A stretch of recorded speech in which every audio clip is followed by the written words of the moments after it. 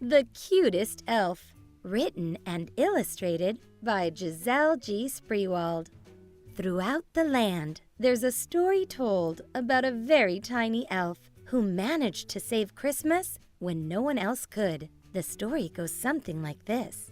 In an icy region of the Arctic Circle, there lived a wee small elf with bells on his toes and a peppermint nose. He was no bigger than a jelly bean, and some even said he was the cutest elf. Since this statement was never challenged, the name stuck, and he was forever known as the Cutest Elf. He spent his days and nights working alongside the other elves to build toys for all the good boys and girls around the world. The elves worked hard and long to build these toys, but the Cutest Elf had to work twice as hard as any other just to keep up. Because he was so tiny, sometimes he would ask the other elves for help. At first, this seemed like no big deal, but eventually, some of the other elves became resentful. One elf, named Grumblegrin, who was feeling particularly cranky and tired from the late nights and the quickly approaching deadline, started making fun of the Cutest Elf. "You are no help at all. We will never get all these toys ready in time. I mean, look at you. You are so tiny, you look like a baby." "I'm not a baby," said the Cutest Elf. "Oh yeah? Then lift this hammer," Grumblegrin demanded. "I will," said the Cutest Elf. "You don't need to prove anything," said Toppenwren, a very smart elf.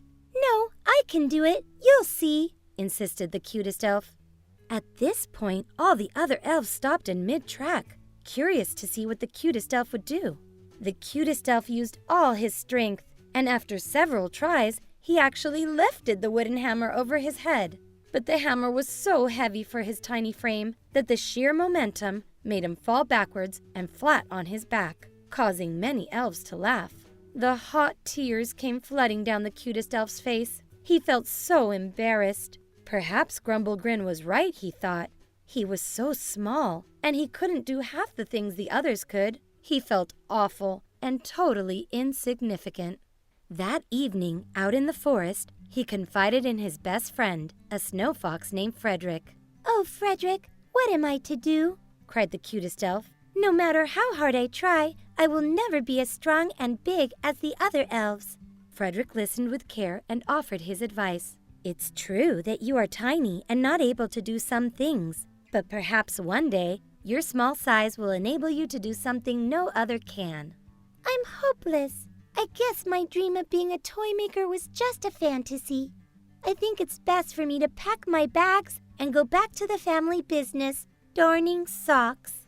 "You want to fix holes in socks for the rest of your life?" asked Frederick in disbelief. "Well, my whole family has always darned socks. That's why the store is called Those Darn Socks," said the Cutest Elf with a sad look. Frederick insisted, "Don't give up on your dream. You just have to believe in yourself." "Thank you for trying to help, but I feel that there's no place for me here." With a heavy heart, the Cutest Elf returned to Santa's shop to start the sad task of packing his belongings. As he approached, he noticed the other elves making sounds of awe and delight. "Oh, ah, ee." The Cutest Elf looked up to see that they were all admiring the aurora borealis, which on very rare occasions graces the Arctic sky. For that instant, he forgot his great sadness and was dazzled by the beauty of the electric greens, brilliant blues, and powder pinks. When the colorful display was over, they all walked back to the shop. Just then, one of the elves screamed out, "Oh no! Someone let the door close and now it's locked!" "How will we get back in?" shouted another elf. "The toys won't get done in time," cried another. "Forget about the toys. We will freeze out here if we can't get back in," shouted the first. Grumblegrin stepped forward. "Stand back, you silly elves, and let me handle this." He grabbed the door handle and pulled and tugged with all his strength, but the door didn't move an inch. He then tried running and hitting the door with the full weight of his body, but he just wasn't strong enough. Finally, he gave up and fell to the snowy ground. Now the elves really began to panic. If the strongest elf couldn't move the door, then how would they get back inside? Just then, the Cutest Elf noticed a small opening near the front entrance. "Wait!" shouted the Cutest Elf. "I may be able to fit through this mouse hole." "What?" screamed the elves in disbelief. "Are you sure you will fit?" The Cutest Elf got a surge of inspiration that started in his belly and tingled all the way up to his peppermint nose. He wasn't sure if he would fit through the mouse hole, but he knew he had to try. "I will do my best," answered the Cutest Elf.